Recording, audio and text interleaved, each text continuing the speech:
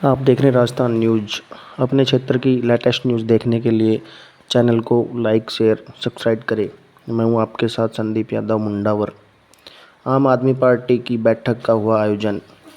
कस्बे में स्थित रैन बसेरा में आज 11 बजे आम आदमी पार्टी की बैठक का आयोजन हुआ, जिसमें ग्राम पंचायत स्तर पर संगठन विस्तार व नवनियुक्त पदाधिकारियों का सम्मान किया गया। पिछले विधानसभा में मैंने चुनाव लड़ा था, आपको बता दूं, और हर गांव में मैंने ये मांग रखी थी। मेरे पास सारे वीडियो हैं। हर गांव में जहां भी गया मैंने यही कहा था कि पानी आने वाले फ्यूचर में मुंडावर में पानी बहुत नीचे जा रहा है और इस पे अमल किया जाए तो ये समस्या दूर हो सकती है। देखो, एक तो ईस्टर्न राजस्थान कैनाल सबको पता है, लेकिन वहाँ बीजेपी है, यहाँ कांग्रेस, उसको बढ़ा ही नहीं रहे, वहीं की वहीं पड़ा है। वो कह देते हैं हाँ ठीक है, हम इसको प्रोसीड कर रहे हैं, लेकिन मोदी जी हाथ खड़े कर देते हैं। उधर गजेंद्र शेखावत कहता है हमें लाओ, हम करके दिखाएं। अरे भाई अभी करो ना, किसान भूखे मर रहे हैं, पानी नहीं है, पानी पे खेती नहीं होगी तो क्या खाएंगे हम? सब खेती पे आश्रित हैं।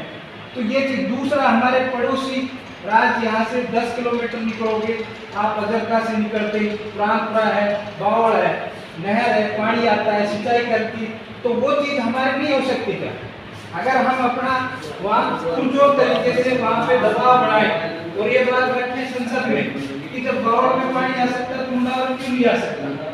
ये चीज हमारे, लेकिन हम लोग जब एकजुट होकर आगे बढ़ेंगे ना तब ये चीज आएगी। अपने स्वार्थ तक लिमिट रह जाएगी तो कुछ नहीं कर पाएंगे। एक बार एमएलए बने, हाथ पहुंचा, 10 पैसे जेब जाए, चल दिए, ऐसा होगा तो कभी सुधार नहीं होगा, ईमान की चलो।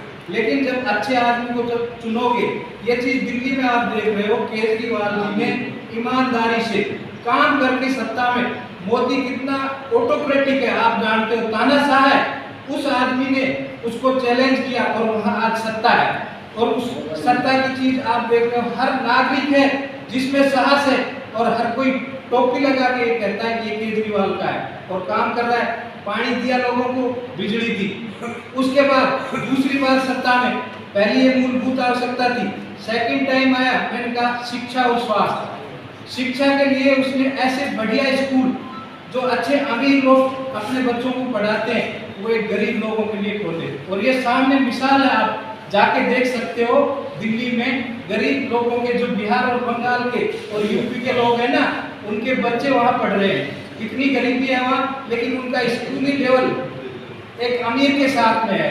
अगर बच्चा पढ़ेगा लिखेगा तो रोजगार मिलेगा, क्योंकि उसको पता है रोजगार मिलेगा। पढ़ाई लिखाई के बिना कोई भी जॉब नहीं है, आप कुछ नहीं कर सकते।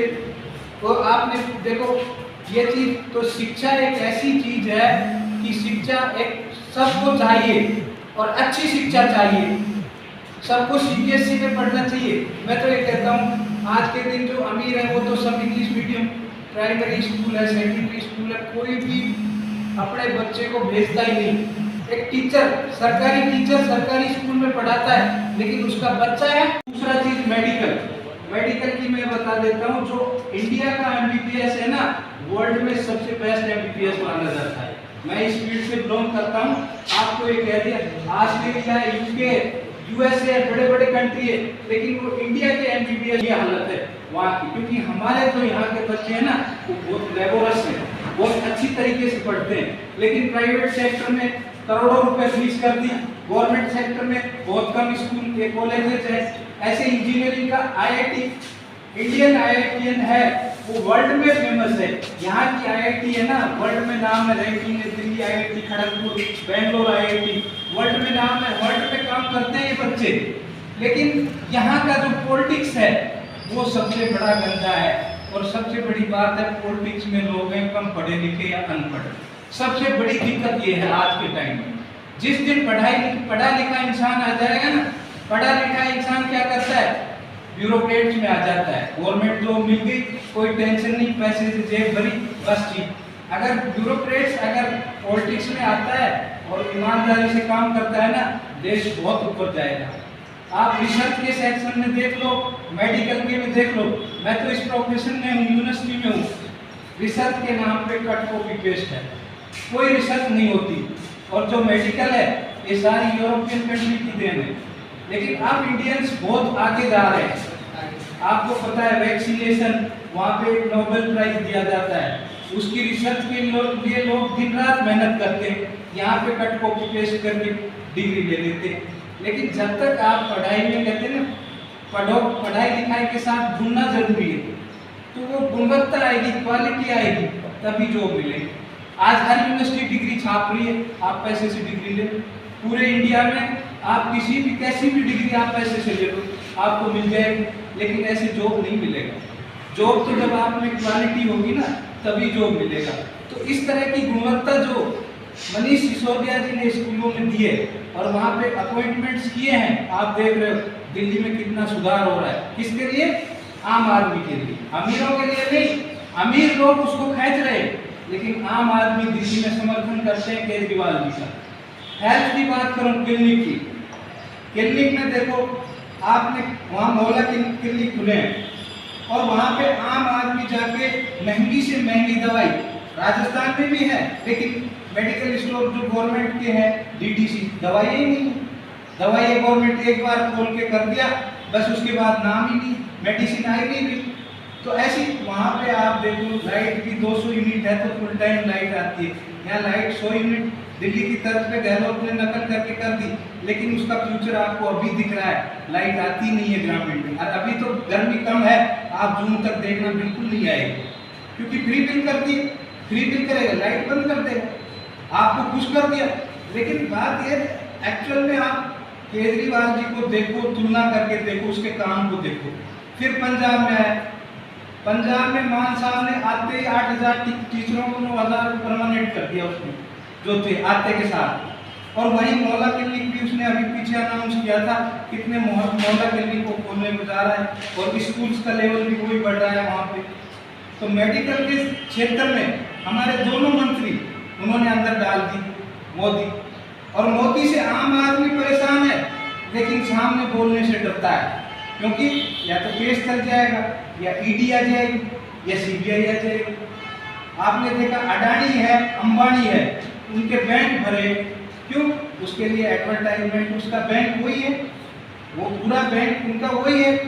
पूरा हमारा जो मेहनत का पैसा है एसबीआई बैंक का अडानी के शेयर में, पूरी एलआईसी का पैसा उनके पास है, तो वो क्यों उनके लिए वो पूरा उनको क्यों प्रमोट नहीं करेंगे?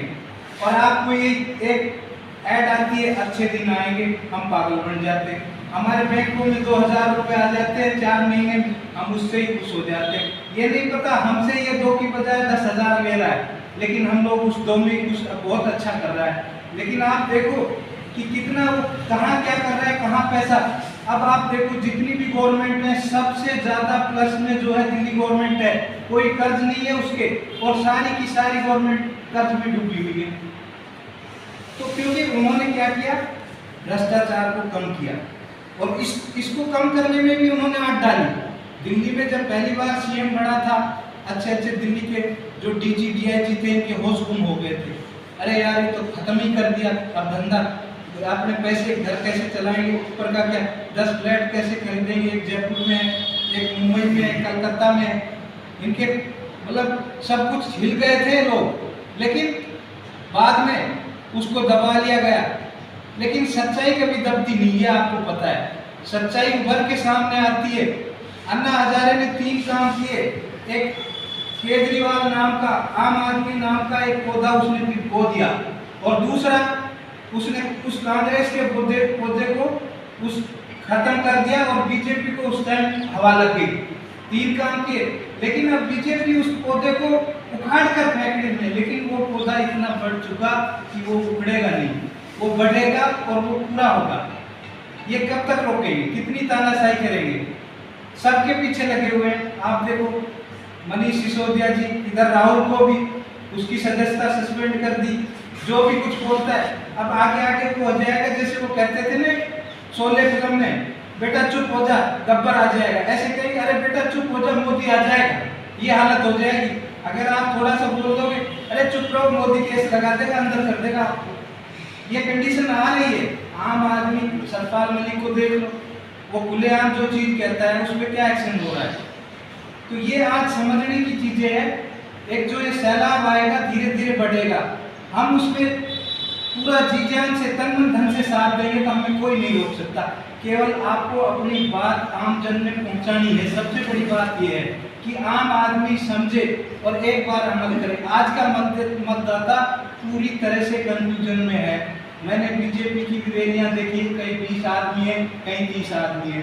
कांग्रेस का भी यही हाल है। तो इस टाइम मतदाता बिल्कुल कंफ्यूजन में है और सोच समझता है। आप आम आदमी की बात करो, आपको पॉजिटिव रेस्पॉन्स मिलेगा, लेकिन या डर से या कुछ दबाव से वो गलत वोट कर जाता है।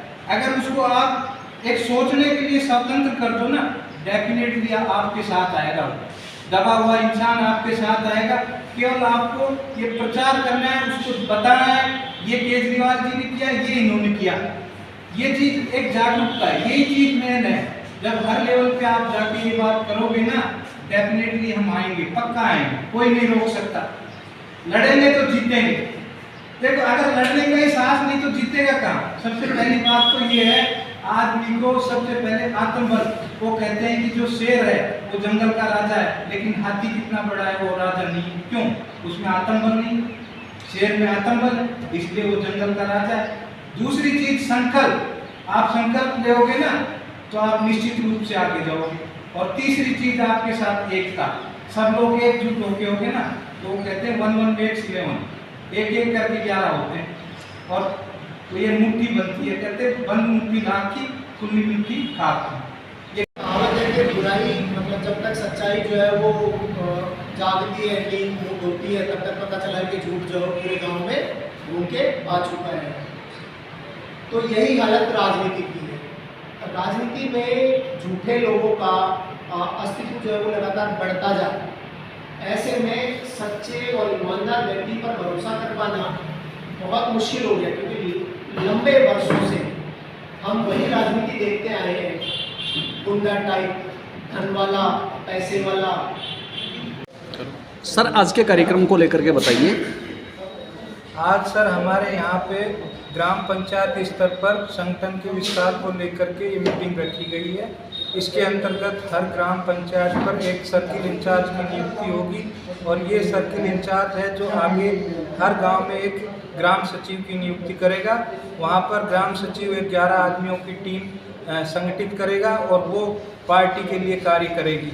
और साथ में आज जो हमारे नवनियुक्त पदाधिकारी हैं उनके लिए सम्मान भी किया गया है, जो जिसमें हमारे कमलजीत जी हैं, ओबीसी विंग के जिला अध्यक्ष हैं, और ये हमारे महेंद्र मीणा जी हैं, ये लोकसभा अध्यक्ष हैं, और ये हमारे इंद्रजीत यादव भाई ब्लॉक अध्यक्ष बहरोड से हैं, और सुगन चौधरी ब्लॉक अध्यक्ष मुंडावर, और मैं डॉक्टर राकेश जाट ब्लॉक अध्यक्ष मुंडावर। इसको लेकर के आज हमने ये मीटिंग की है जो पार्टी के संगठन को आगे बढ़ाएगी।